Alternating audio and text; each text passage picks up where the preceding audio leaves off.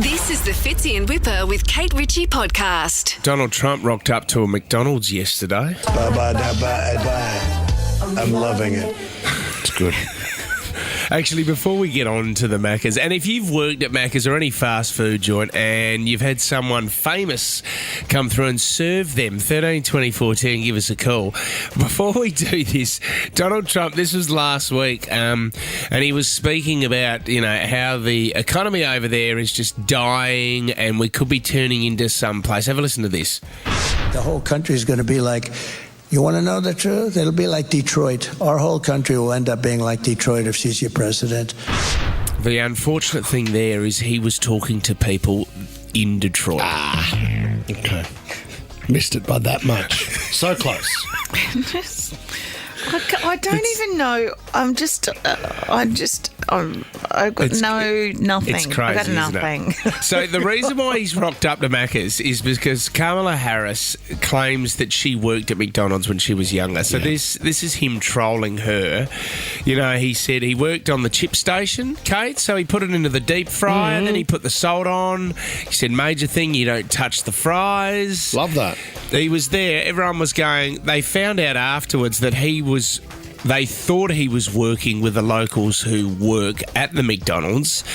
No, they didn't. They shut the whole place down and he was the only one in there except for the manager who was just showing him around. Well, funny that. Then they had a couple of people go through the drive-through and Donald Trump served them. So it was all mocked up. Yeah, he said, do you think he was actually going for a job there? No, not actually going for a job, but it could have been a bit more like a McHappy Day where you do serve people, you do work with the people who are there on a regular basis.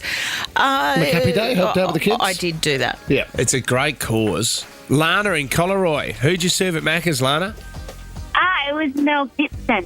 Mel Gibson? I would have to say it was 40 years ago. That's giving my age away. I was 15. Oh, my wow. God.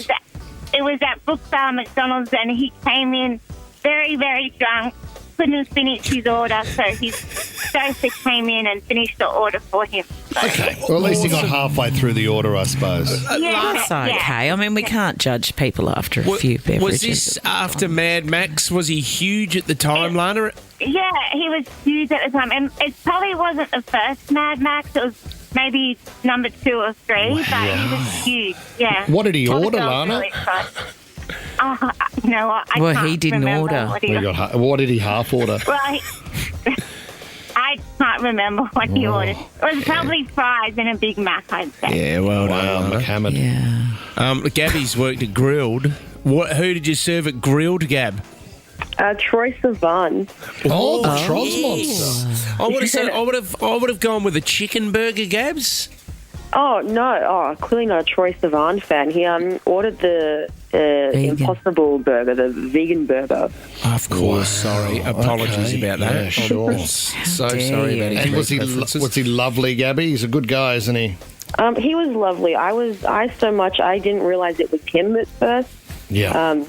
No, it was a bad day, and I was accidentally a bit rude to him, and I realised it was him, and I was like, oh. Okay. Gabby just wasn't in the right place. What makes you rude to people, Gabby? Why are you rude on a bad day? Annoying customers. Yeah, Like, okay. Someone had been throwing chips. It was a Monday. We all have bad days. Good on you, Gab. There'd be some tough days in the drive-through, wouldn't there? You just want to... When you get a group of young teenagers coming through trying to have a bit of a laugh, they would be tough days. Don't they throw the milkshake? What's that called? Fire in the hole or something? That is they not put funny. something Where you throw a big shake through the window. Isn't there a whole series of it's a bit of a gag? I don't think it's funny at all. I don't like that kind of thing. But they get their milkshake and they go through the drive-through. The window opens and they throw the thick shake at the people. Do you know it's called something? Yeah, it is. It's called fire in the hole, throwing soda at a drive-through worker.